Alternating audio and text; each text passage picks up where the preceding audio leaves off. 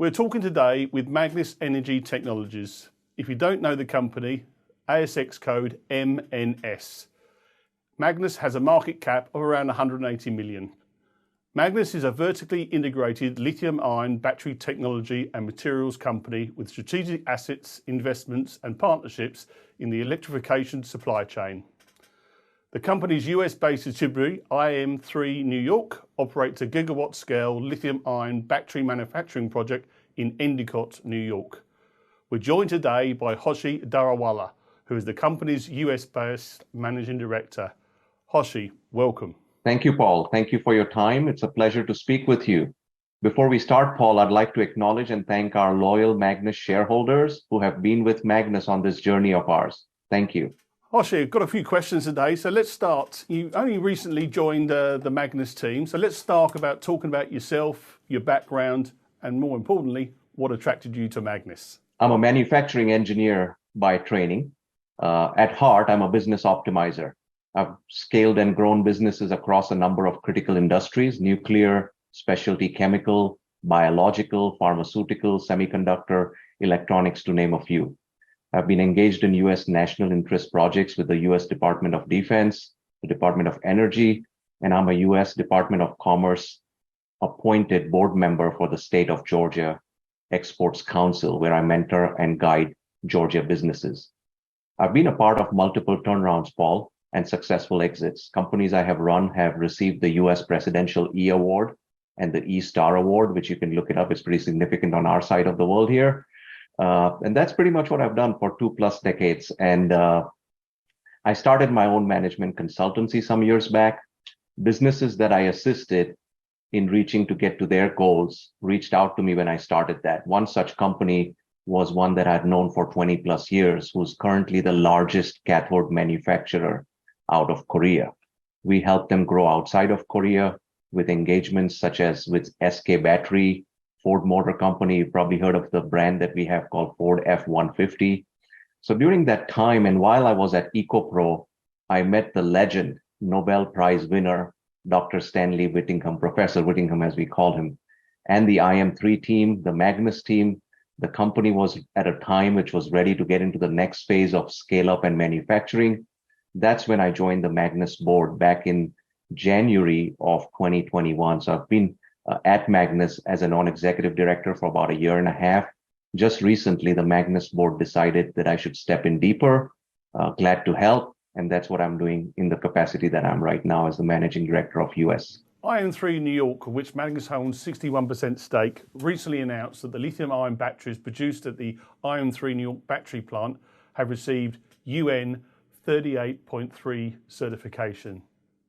Can you talk us through the journey? There's nothing trivial in manufacturing lithium-ion batteries.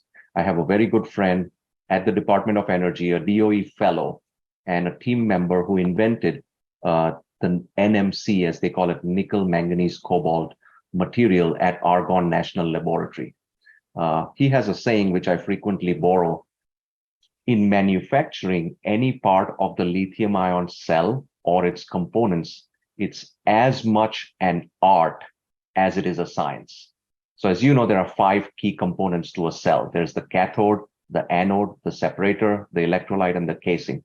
So anybody who tells you that it's trivial, it's not right. Let me assure you of that. So lithium-ion batteries, as you know, have a variety of uses depending on the requirement. The iM3 cell is very unique in that it doesn't have nickel, which, as you know, the prices shot up during the whole Russian-Ukraine situation a couple of years back, or cobalt, which we all know comes from the DRC, Democratic Republic of the Congo, with practices that are not industry friendly or social friendly. So iM3 cells do not have nickel or cobalt. iM3 cells are not prone to what we call in industry thermal runaways.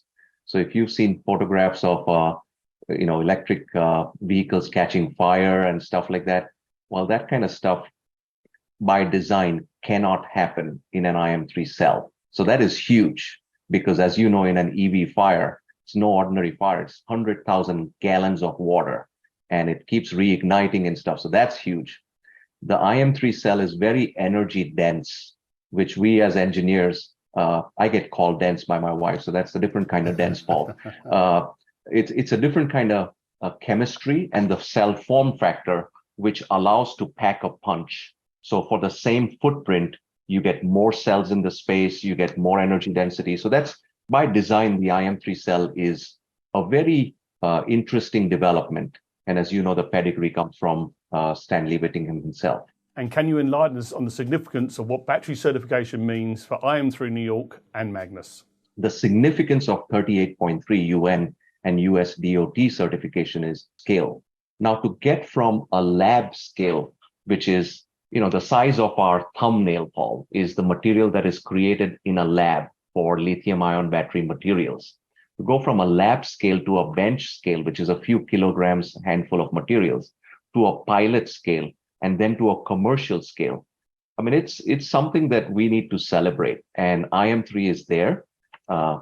So the accomplishment of UN 38.3, which now the cells can be transported by land, sea, and air, is a huge accomplishment for iM3 production grade cells, because the cells have to be production grade. They're traced to a batch. It's a very judicious test, and very proud to say that iM3 has passed that compliance now. Hoshi, it's clear there's a lot going on at Magnis at present. Can you give us an update on the Anode Active Material project, where you are today, including the status of the site selection and what investors should be looking out for the next 6 to 12 months? Paul, I'm laughing because when you say there's a lot going on, that's like me saying there's a long wall in China. So let's take a step back. I told you all about the iM3 journey. Now we have an interesting next step that's ahead of us. Now that we have the production up, the process working, we now have to focus on QC. We have to focus on yields, because there are companies like SK, LG who have been doing this for 20 years, and they take more than 2 years to get a plant tuned to produce commercial product. And again, now our next focus is we have to get into the QC, the yields, the traceability, because why? Because it's our reputation that's at stake, and we can't risk it. So that's the next step that's going on at iM3.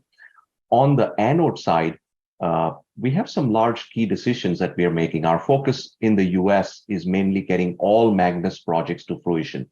There's some very tight deadlines. Let me explain to you how much of a challenge this is so you can appreciate that. So the size of the plant that we are set out to build in itself is huge. Okay.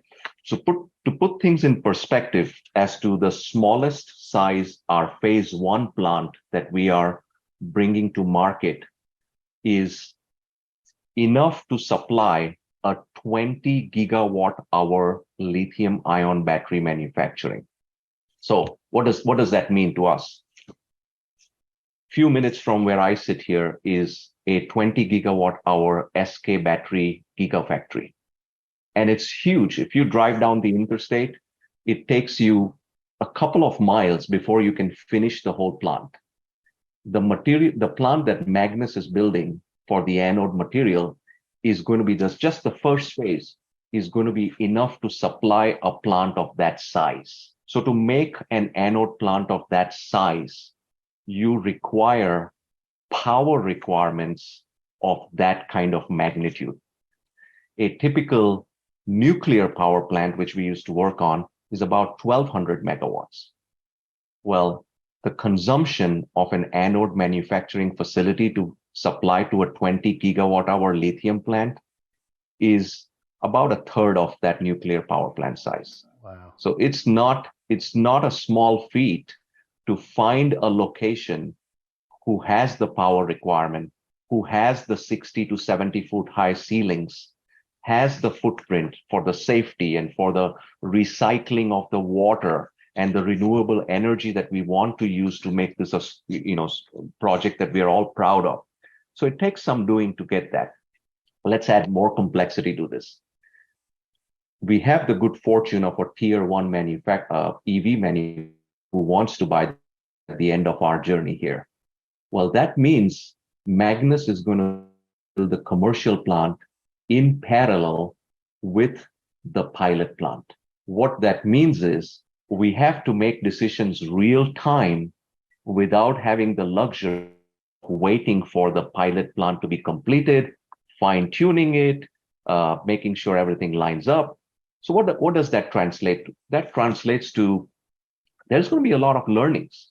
There's going to be a lot of hard learnings. There's going to be a lot of soft learnings. The good news is, as I always believe, you don't have to tackle all the difficult things yourself. We have a phenomenal team.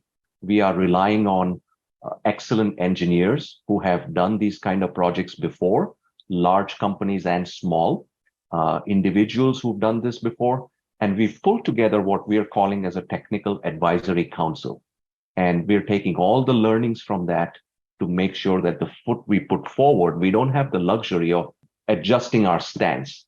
So we want to make sure that the first foot and the first connect is definitely a 6 and it's out of the stadium. Hoshi, it's been an absolute pleasure speaking with you today. Many thanks for taking the time. Clearly a lot going on in Magnis, and we look forward to speaking with you probably in the near future. Thank you, Hoshi. Thank you, Paul.